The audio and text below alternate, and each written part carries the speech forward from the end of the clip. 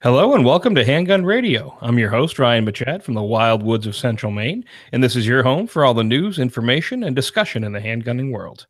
This week, we discuss new, surplus, and other handguns with Dave from the Just an Opinion channel on YouTube. So as always, Handgun Radio is brought to you by the Firearms Radio Network. And please check out the Patriot Patch Company for their awesome patches and other high-quality items. Visit patriotpatch.co for more information.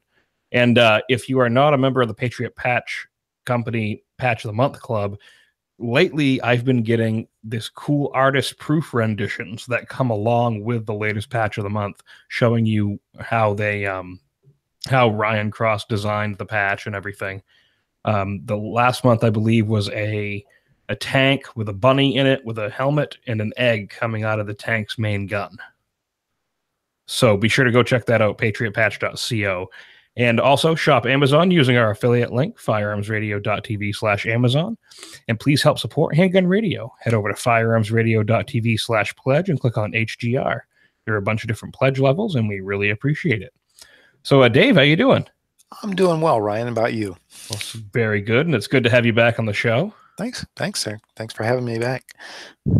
So we are going to talk. Weird is actually absent this week, which is weird.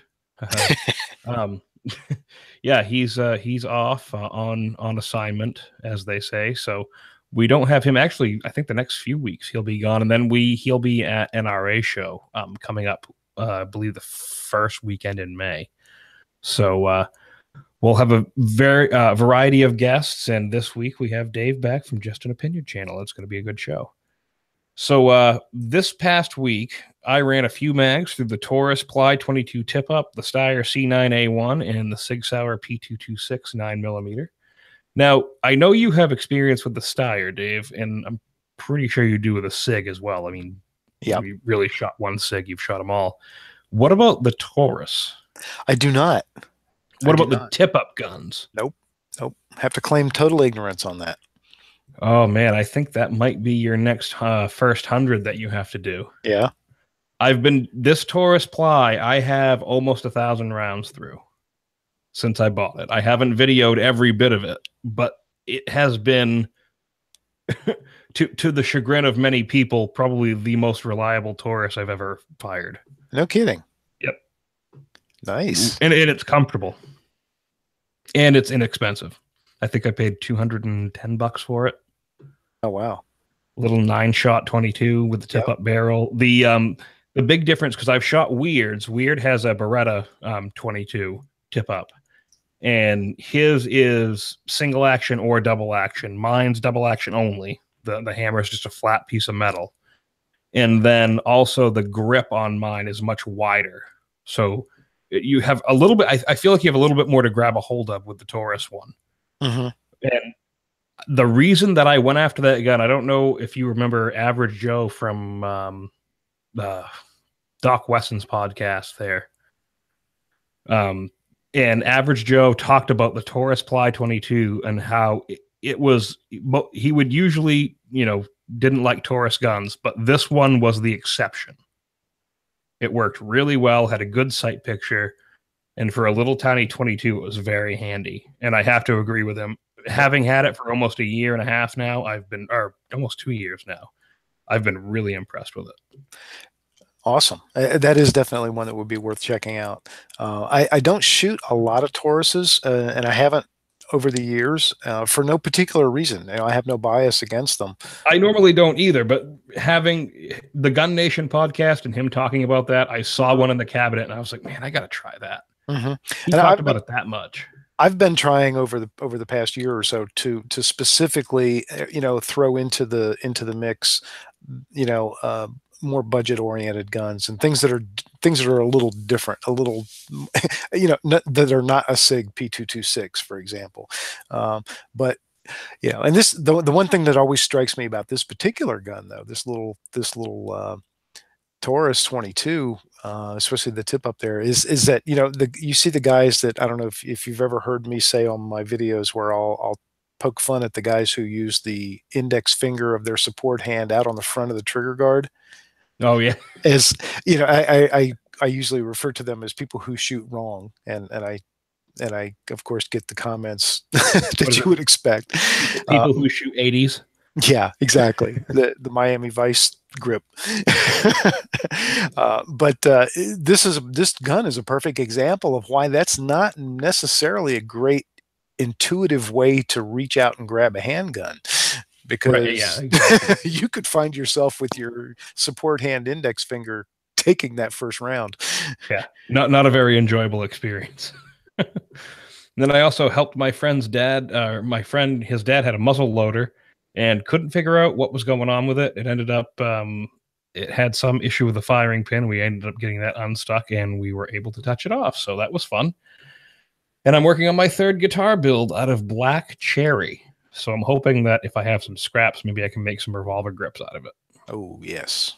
Yeah, it's going to be heavy, though. The last one was pine. This black cherry is a bit heavier. Oh, yeah, but that's nice. So what did you do this week, Dave? Well, I did not do anything at the range. I didn't really do anything related to guns in my traditional fashion. I'm sorry to say, for about the last week or two, because I've just been so caught up in this fight that we all find ourselves in. The assault on our freedom that is taking place on the national stage, and in my opinion, even more so at the state level. And so been very involved in that, to pretty much the exclusion of anything else that I don't absolutely have to do. Yeah, it's really been kind of a whirlwind month, really, not even weeks. I mean, these past weeks have been concentrated just because we've seen, what was it this past week? There was the Constitution group of states that formed that rally that was supposed to happen this past weekend. And we had, I want to say, gun owners, a few friends of mine who were in Gun Owners of Maine said that they had about 800 people show up at the Capitol for the rally here in Maine. Yep. Various turnouts for other states, though. Yep. Numbers here in Delaware were estimated at about that, or maybe a little less, maybe a little more. Again, it depends on whose numbers you listen to, when they quote. But yeah, somewhere around that same number. So. And it was people were kind of the sad part was I saw discussion after the rallies in the various Facebook groups and stuff.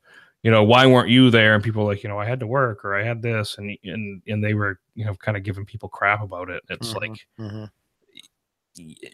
yes, I understand that it's your right, so you have to get out there, but what good is someone if they, take the time off work and they lose their job?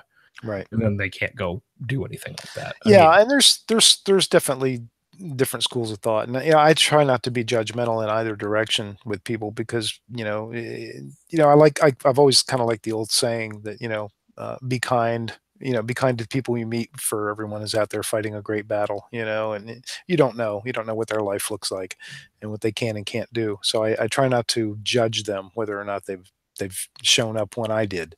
Right. As long as you're making an effort in the way that you can make, do what you can. That's right. You do what you can. And try to do more than you can. If if that's your attitude, then you're doing everything. But yeah, obviously a presence is important, to show the strength of numbers is very important. So, I think, people should when they can. And, I've, with respect to, like, in Delaware, I'm a member of, and sit on the board of Delaware State Sportsmen's Association, DSSA, which is the state level NRA affiliate. And so, we're obviously very involved and very concerned with state level legislation. And we coordinate with NRA headquarters and ILA to, to put a focused, effort together and things like that to help fight against any proposed legislation at the state level, of which we have a plethora right now here in Delaware. And one of the things that's happening here that I like, and that I'm encouraging, is they're having what they call Meet Your Legislator days.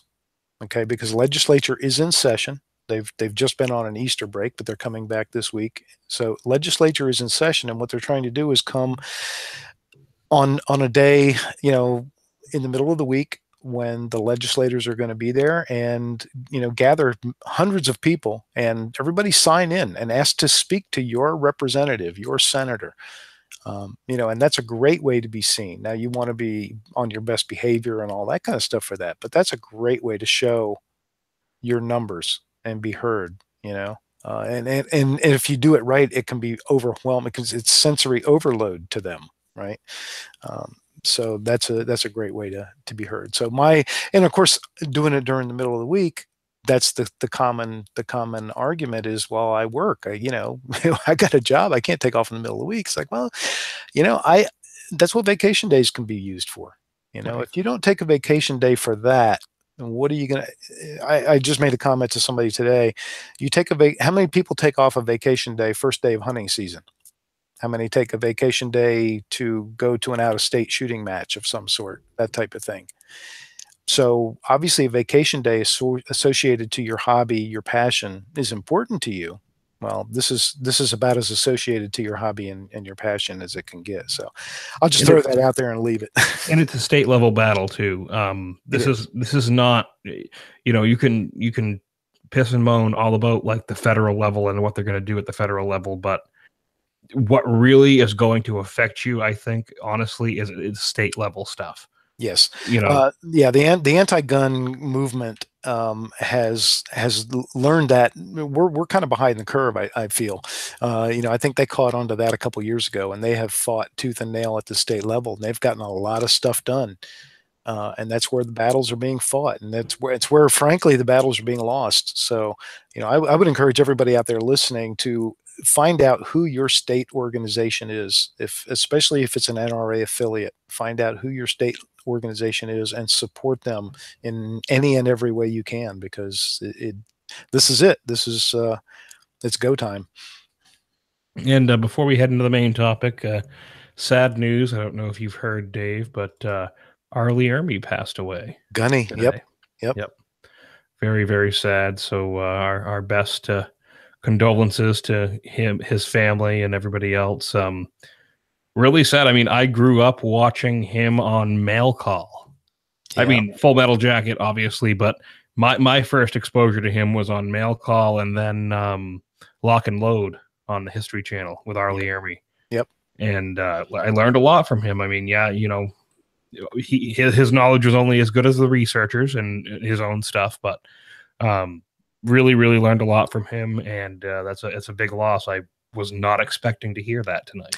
No, nor was I. In fact, I shared the post on the Just an Opinion Facebook page and in my personal social media, and somebody came back with, is this true? I can't corroborate this. I was like, well, it's either because it's breaking news or I'm one of those idiots that's passed it on prematurely. But very much a shock. And what an icon in the world of firearms, and humble. I only got to meet him briefly once at one of the NRA shows, and didn't act like he was above you or anything like that. Just totally your equal.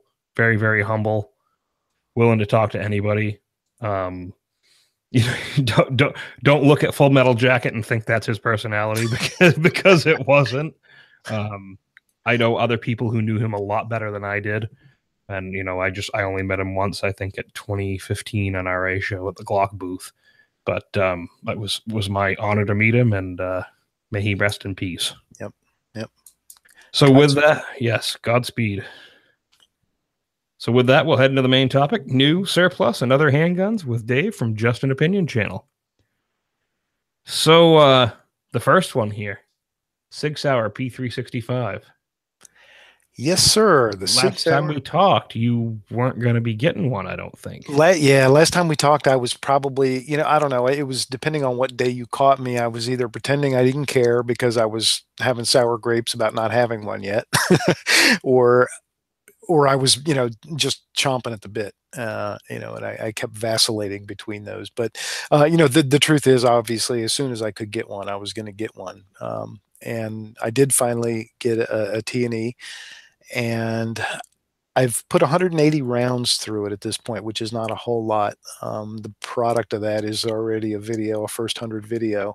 And as soon as I get a chance, I'm going to get it back out and do a full in-depth review, work on it. But I'll tell you what, it's, Hickok got one very early on and did a video on it, which I'm sure everybody has seen.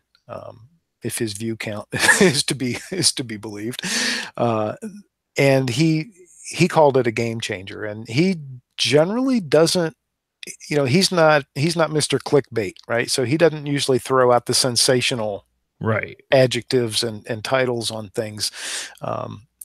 And for him to say that, I thought was quite a statement. And I have to say, having gotten the gun and shot the gun, I believe he's absolutely correct. I think it is a game changer. How the hell did they get so much ammo in that magazine? I think what they did was they tapped into the technology of Doctor Who's phone booth. And they're able to get more rounds in a space that physically actually can't even hold them.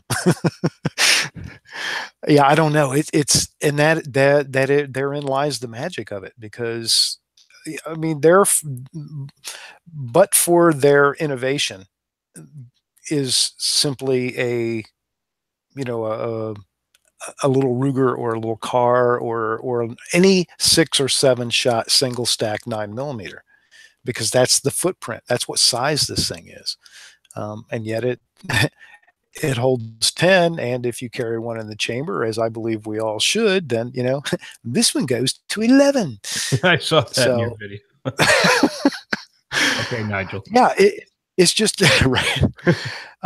Yeah, it's so there's that, right? But if it was just that, if it was like, hey, look, we made this tiny little gun that holds 10 rounds in the magazine, and it's 9mm, if that was it, then it may or may not be a big deal, but it's a SIG, and it's living up to being a SIG.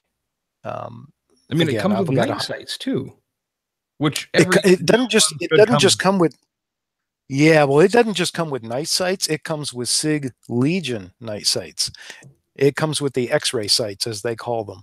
It's that fluorescent green dot or ring around their tritium insert out on front, and then the almost blacked out rear with just the two tritium dots. So when you get it in the dark, yeah, oh, absolutely. And so those are, I'm a Legion fan anyway, and so I like those sights, and to have that exact same sight picture on a carry gun, fantastic. Well, that setup to have the brightest be the front sight, and then like the really, really dim ones the rear sight. Yes, that's basically how it is. And it's absolutely, and the size difference too. Is just it's so much bigger in any kind of ambient light at all. You're going to pick up that big green ring, so it really does make a difference. So you get your typical finishes and everything of the SIG, but how's the trigger compared to something like? Have you shot the 320 much? I've shot the 320 much, yes. Quite a bit. I probably have P320s in various calibers and configurations. So I've shot it a lot. And I've even dropped an Apex flat trigger. I prefer the I'm gonna use the word recall. I prefer the pre-recall trigger to the newer. But the P365 has a trigger that, in my opinion, is better than the P320. When we go to the gun store to pick up a gun, right, whether we're, no matter why we're picking it up, whether somebody sent it to us as a T&E or we're buying it or whatever, right, we got to go pick it up. What's the first thing we all do? You take it out of the box and you want to dry fire it. And as soon as I did that, well, first of all, I walked in the door, and my favorite local gun store owner looked at me and said, "I hate you." because this was the first one he'd seen, and he had to give it to me. But so I took it out of the box and I dry fired it, and I just looked at him and he went, "Yeah." It's very nice. It's a It's not a Ruger LC9 Pro trigger, because that is, almost scary light. But it's very crisp. It's very short stroke, and it's got a very nice reset. It's got a feel of heft. It's got that same Sig trigger feel. It doesn't feel thin. Of course, there's no trigger. There's no trigger safety built into the trigger itself. It doesn't have that articulating safety or anything exactly. So you don't have any sensory distractions there. It just feels nice and smooth. And mine on my Lyman gauge was breaking at if I remember correctly, it was 5 pounds 4 ounces or 4.5 ounces, which is perfect, right where you want it. Beautiful, absolutely beautiful. Yeah. The only thing that I could see some people may not like about it is literally its size, because it is so small, and I don't have big hands, and I'm wondering what to do with this extra finger that I've got now that's coming back around when I grip it, because it's not just thin, but it's also shallow from back to front. The front strap to the back strap distance is very short as well. So it's an ideal gun for people with small hands, but people with larger hands may actually find that a little bit of a challenge, and that's where I think that 12-round magazine is going to help. Now, I don't know if you've looked into this. Is there any magazine compatibility with other models, or this is strictly its own mag?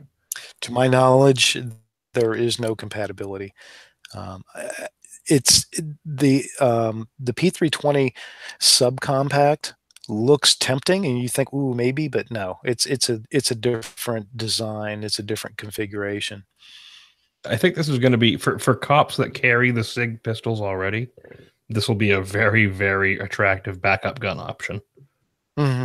Oh yeah, absolutely. It's to use that term again, I think it is a game changer, because we've always made the compromise between, okay, if capacity was more important to me, then I would choose something that would give me 10 to 12 rounds, typically, the baby Glock or the P320 subcompact, or,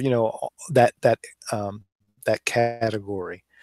If you, however, have a different opinion, you thought, well, that's nice, but it's all about size for me. It's got to be tiny, and it's got to fit where I need to put it.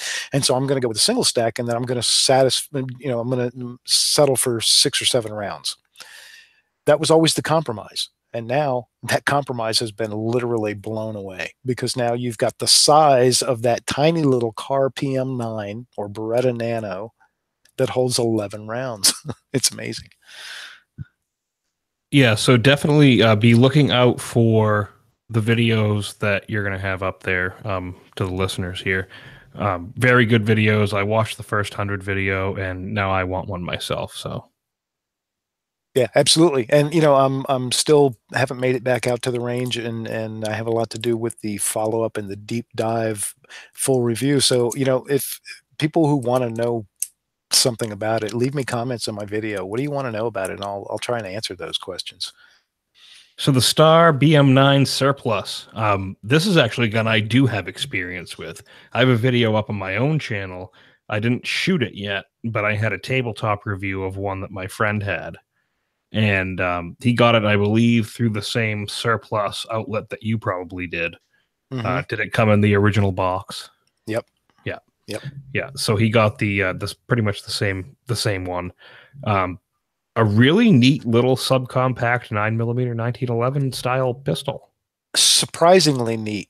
I got it because it was sort of like, hey, are you interested in one of these? And it's like, oh, look, it's an inexpensive, interesting item that I can use, to have a little fun with, and obviously make some good content with. And so that was the spirit of getting it. And then I took it out and shot it, and I was like, wow, this thing was surprisingly sweet to shoot. It was nice, very nice. It's got the trigger is not a true 1911 style trigger, so you don't have that straight back trigger bow. It is actually a pivoting or pendulum trigger. Yeah, it looks like it. Right. It's fashioned to look like one. His profile is identical, but it actually operates as a conventional trigger. But that said, you don't really feel that when you're shooting it. It's such a small travel, and it's so light and crisp. It's just a neat little gun. It's a great size, fits the hand well. It's got that 1911 grip angle, but with a little bit. So then, I drew a comparison when I talked about it, and I think I annoyed some people on both sides of the fence, because Glock people and 1911 people generally aren't allowed in the same room at the same time, because bottles start to fly. But it's like a 1911 with the 1911 grip angle, but it's got that little bit of a jut out on the back of the back strap that this sort of makes it Glockish in that respect. So it's kind of an interesting hybrid.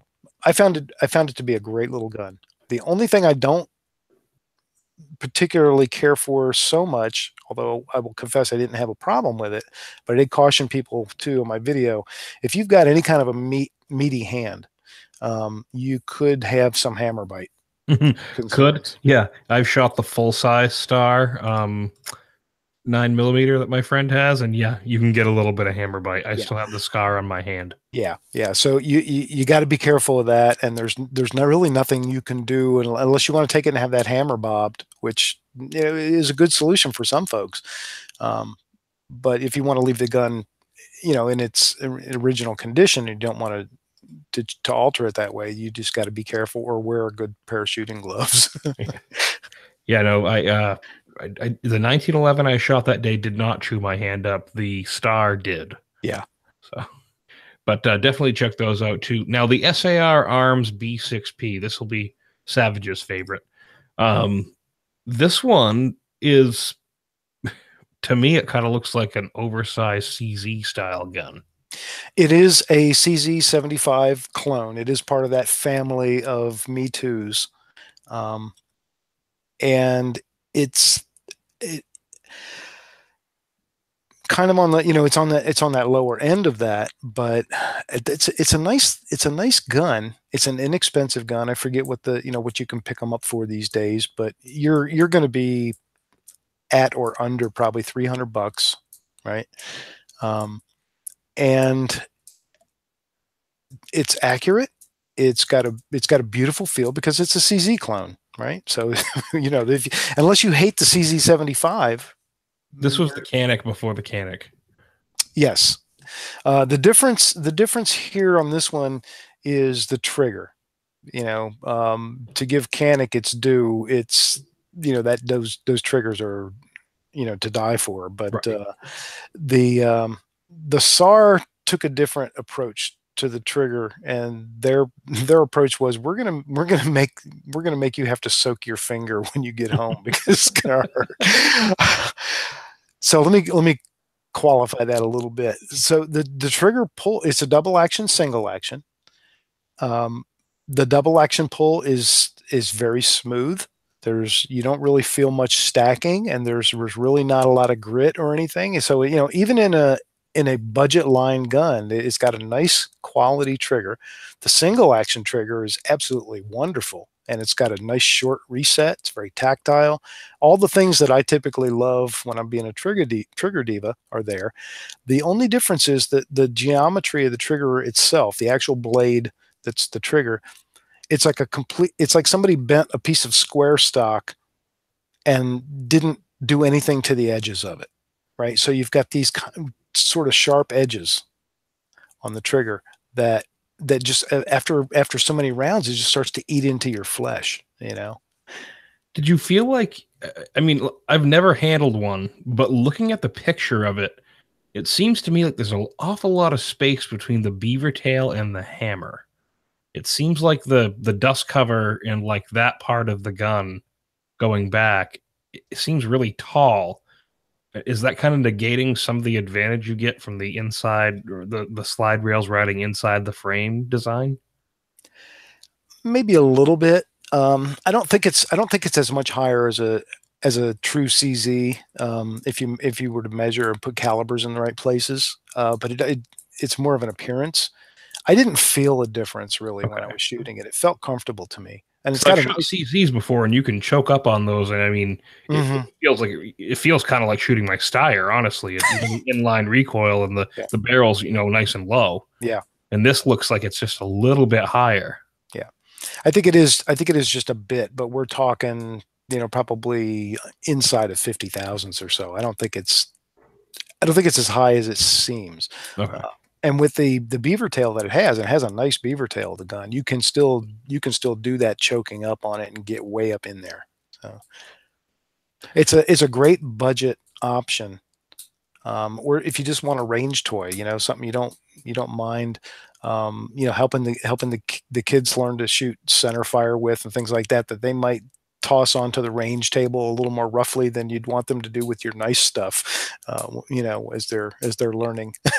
And And all of these guns we're talking about today, there are links in the show notes to the videos that Dave has done on these. So just in case you guys don't look at the show notes, you really should.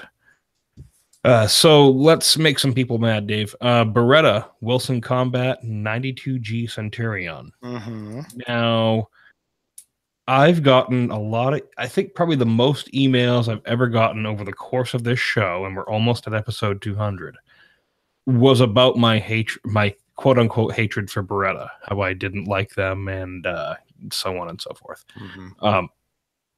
I don't like the layout, but you admit that in your video. You don't like the layout of having the safety slash decocker on the slide anyway. Right.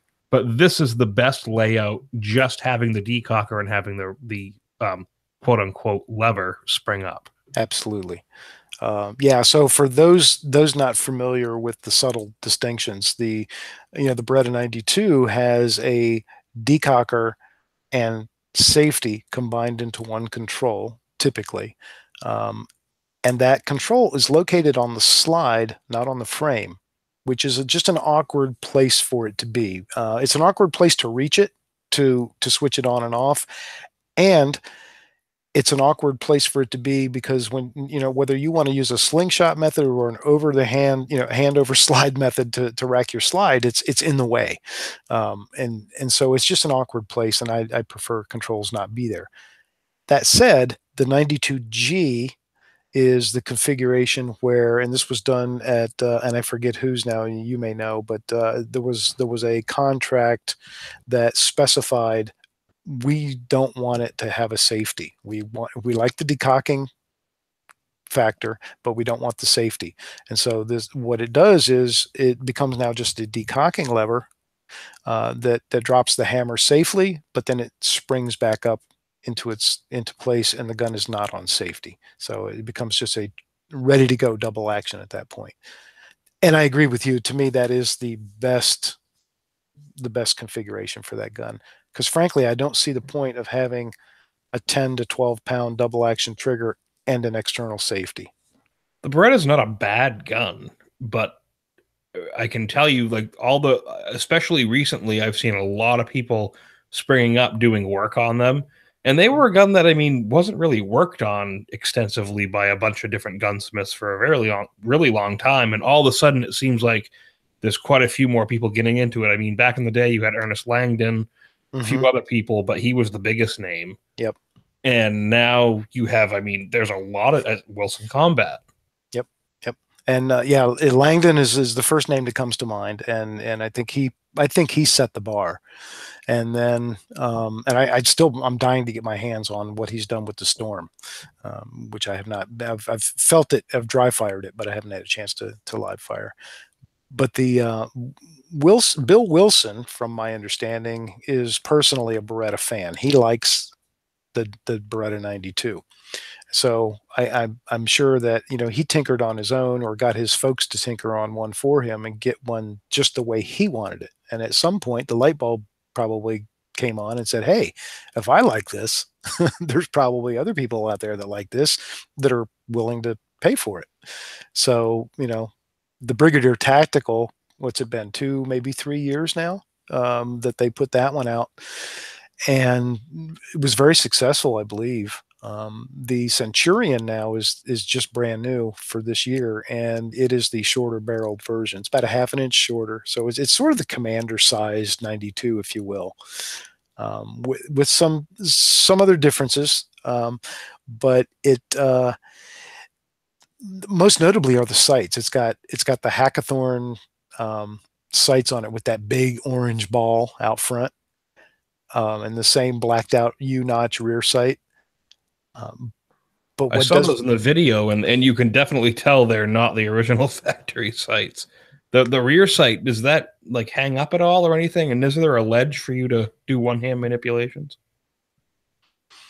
there is actually, the sights are smallish, and I that's got to be by design. I mean, they're so noticeably small that was obviously that was a point for someone to say, we don't need these big giant rear sight on this thing. But it is of course a steel sight, and it does have a nice vertical front ledge to it. So if you needed to use that, you could. I wasn't familiar with the Hackathorn sights until I Yeah. saw your video on the gun. So I've been looking at them all night. I kind of want some for my guns. Yep, yep. And the but the rear sight is actually a Wilson Combat design, so it's a hybrid pair. Oh, okay. But the gun is, and like yourself, I was not a big 92 fan. I used to tease people at the IDPA matches. There was a buddy of mine that shot a Beretta 92 fairly religiously, and I used to always tease him that I'd never seen it finish a stage, and things like that. But with what Wilson Combat has done to these guns, this is not your father's Beretta. And the Centurion, I think, I haven't done a comparison between the two, but the Brigadier Tactical versus the Centurion type of thing, that'd be fun. But the Centurion, I think, has a bit of an edge with the trigger, but that's, on any given day, which gunsmith worked on which gun, because Right. it's that subtle a difference. But they're both works of art. I think they're very nice looking guns. What they really achieved that I thought was really cool with the Centurion was the grips. They have VZ grips, G10 VZ grips on them that are razor thin, and it really feels like it's a different frame when you pick it up. If you pick up a regular Beretta 92 with G10 grips like the Brigadier Tactical or something, and then it has a round feel, right?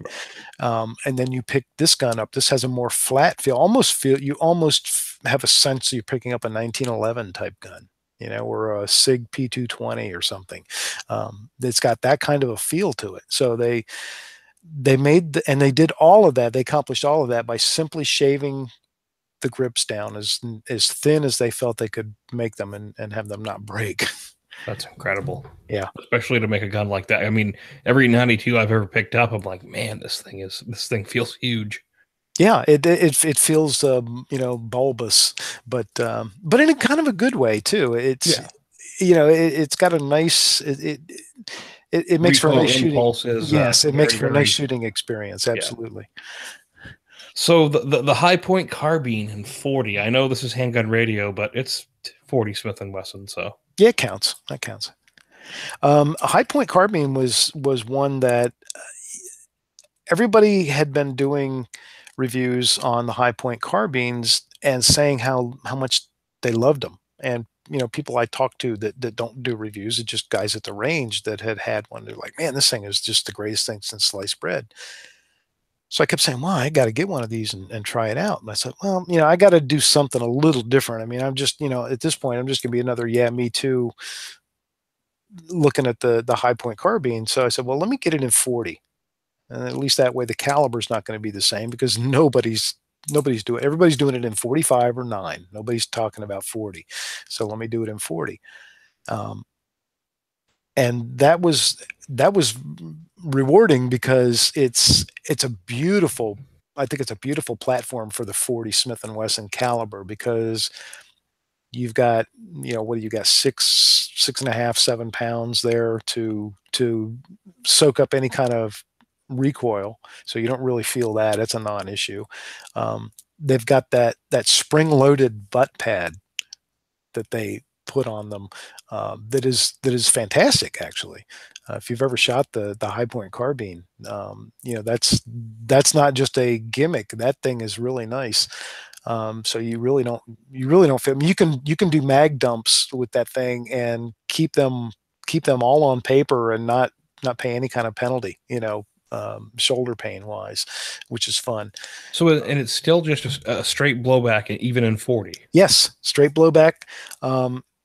And you know, it's still the only downside that I was able to find with the gun at all is the fact that, you know, it's inconvenient to field strip. There's you know, there's a lot more things to take off and put back on than a lot of people are used to or would prefer in many cases. But it's, you know, once you've done it a couple times, it's no big deal. But you know, that's really the only downside. The thing is accurate beyond belief. It's just incredibly accurate. Even if you're just shooting it off shoulder, you know, it's just, you can just put them all in one hole, you know. Well, and that's great. I mean, is it a rough, like when you're trying to charge the gun, is it a rough spring to overcome, or is it relatively easy? No, I don't find it to be. I don't find it to be really rough at all. It's you know, the charging bolt is really small. You know, it's kind of like a nub, right? So it's not. Just 40 is such a hot cartridge that I'm thinking about it in my head. I'm like, man, you know, I know they do it in the pistols, and the pistols are massive and stuff, but No, it's not. It's, you know, I just I was really won over by it. I thought it was a great deal of fun. I found it to be incredibly accurate, perfectly reliable. I could not make it malfunction. and they're doing it in 10 now, aren't they? They are not only doing it in 10, Ryan, but I will go on record here this evening with you and tell you that I have still sitting in its box the high point carbine in 10 millimeter. Oh, so, boy. Yeah. Coming soon to a Just an Opinion channel near you. You should torture it and try to load some 40 in it. See what happens. You think? No, come on. You know, I hear that. I'm just, you know, call me whatever you want to. Maybe just call me scared, but I don't like to do that. I don't think that's a good idea. I think there's a reason why there's a 40 and a 10, and they are two separate. Yeah. I've heard of a few people who have done that before, and yeah, and I know people that are like, you know, it's like putting 38s in a 357. It's like, not really, not quite. No, not really. So I'm not going to cast any aspersions on people who do it, and I hope they do it with complete success. But I'm just probably not. In defense of the high point, though, I'm pretty sure that's probably one of the few guns that it might work with. Well, yeah, because it's built like a tank. Everybody gives high point crap, but I got to say that high point usually runs as long as within reason. Yeah. Well, yeah, the receiver on a high point's like a small block Chevy. As you see, what was the Iraq veteran? They had back when Barry was on the channel, they were doing had a high point and they reamed it out to 10 millimeter or something. they beat the hell out of that thing. Yeah. Yep. So yeah, no, it's a neat gun. And the one thing I have noticed, I'll just sort of tease with this one, is the on the 10 millimeter. I noticed they put on the stock for a cheek rest a gel pad. Oh, okay. So it's black in color and it matches, but it's sort of like the Dr. Scholl's gel cheek rest. It might be a little bit of a warning, perhaps. Yeah, I think when I saw that and I felt it and I was like, ooh, what are they trying to tell me here? So before we wrap up here, we have the last one of the night, the Rock Island Armory 22 TCM. Now, I have a bunch of listeners who have these. Mark, I'm talking to you, but I've never actually fired one myself. Oh, that was going to be my first question to you. Have you had an opportunity to shoot it? I have not. Okay. I've shot 7.62 by 2.5 quite a bit, so I get the whole fireball thing. Mm-hmm. But what's going on with this, and what was your experience with it? Okay, so my experience with this was, I expected it to be It's not an expensive gun, and to build any kind of 1911, inexpensively is always a challenge because there's just a lot going on there, a lot of material. It's an inexpensive gun, and I frankly expected it to feel like an inexpensive gun and kind of perform like an inexpensive gun. And I was immediately surprised that when I first started shooting the gun, it did not feel that way. It felt substantial. It felt it had a good fit. It had a good slide to frame fit. Had a good barrel fit. And the one that I have is the 22 TCM, which of course is its own Wildcat caliber that's right now, I believe, still exclusive to Rock Island Armory and Arms Corps. But they also sent me the 9mm barrel in spring. So, I had the conversion. So all you got to do is drop the barrel and spring in, and you've got a 9mm.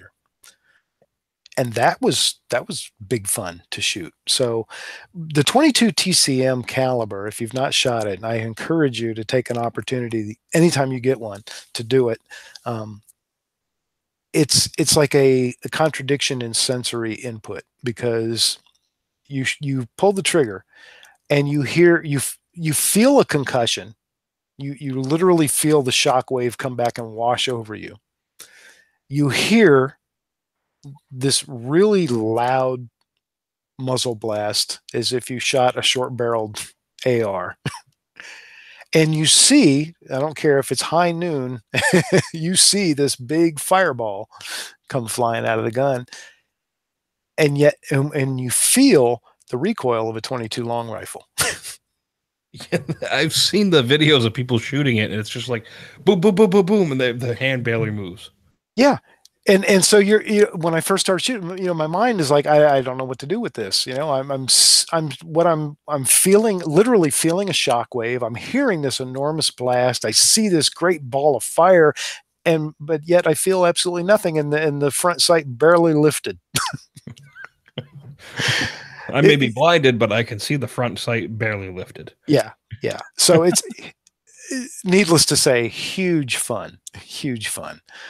Now, when you switched to the 9mm, did you notice any degradation in reliability or accuracy or anything like that? None. This was another gun I could not make it malfunction. That's the thing. I mean, if you're going to buy a 9mm 1911, buy this one instead of buying one that's standalone, because at least then you have the option. Oh, absolutely. And I will tell you, I'm not here to bash anybody, but I have done reviews and tests on much bigger name brands, 1911s chambered in 9mm. Let's just say companies that cut their teeth on the 1911 right. that were Jam-O-Matics. And this one, I could not make it malfunction. Every Rock Island pistol I've ever fired has been 100% reliable. People may rag on them because they're, that may use cast parts. It may not look as pretty as a nice blued steel Colt. It may not cost as much either, right. But the damn things work. They do. They run. Yeah. You can make the slide chatter a little bit if you want to on the frame and all that kind of stuff. Now, I did find that the barrel fit was very impressive, but it like you say, it runs and runs, and they did it the smart way. They put a feed ramp on the barrel for the 9mm. They're not trying to use the same type of system and just make it smaller like you would for a 45, because I always think that's a bad way to go.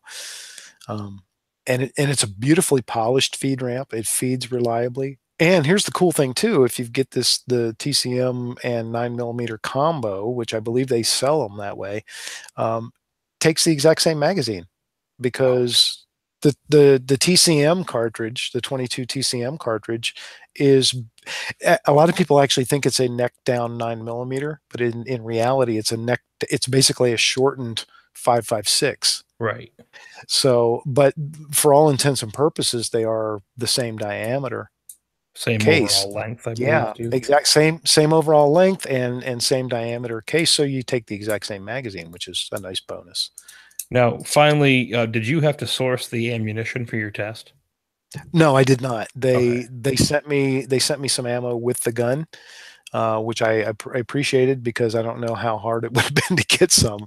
That's the thing. That's my question is really, how easy is it to find this 22 TCM on the To my commercial knowledge, market? Arms Corps is the only one that makes it Right. commercially, and I have not. I know you can buy it directly from them. Because I have every intention of doing that because I did keep the gun. That was one of the guns where I sent them back a check in lieu of returning the firearm. Right. So I do definitely want to get it back out and play with it some more. And I've got a little bit of ammo left from the original that they sent me, but no, I want to get a couple hundred more rounds. I don't know. I haven't yet looked to see if the Midway USAs or Cabela's or Brownells or any of those guys or just the ammo dealers, online, if any of those have them. More than likely, you can find them out there because it is Arms Corps. So It doesn't seem like it would be much of a reloading proposition either, because it would probably encounter a lot of the same issues you did with like 5.7 by 28. I remember reading an article, I can't remember, American Handgunner or something, and someone was talking about how they reloaded 5.7 by 28 and how it was one of the biggest pains that they've ever done. yeah. Yeah, I think if you're going to even try to reload something like that, you do it because you love reloading so Yes. much. Yeah. It'd be like a guy who wants to make his own guitars or something instead of just buying one. Well, perfect. So with that, we'll head into the wrap-up section and close out the show. So don't forget to shop Brownells using our affiliate link. Head to firearmsradio.tv and click the affiliate link in the upper right-hand corner. Be sure to go like Handgun Radio on Facebook and share it with your friends, and leave us a review on iTunes. Listen to all the great shows on the Firearms Radio Network, and be sure to visit the Firearms Insider. Be sure to check out the Firearms Radio Network on YouTube. And Dave, thank you so much for coming on the show. And where can people find you? People can find me on YouTube. They can find me on Facebook. The best thing to do is just go to Google and type in Just an Opinion. Perfect. And there are links in the show notes to everything we talked about tonight, as well as a link to the channel at the bottom of the show notes in the wrap-up section. So thank you again. You saved me this week because we have no Weird. We miss you, Weird. Happy to help. And really appreciate it. So until next week, have fun and safe shooting.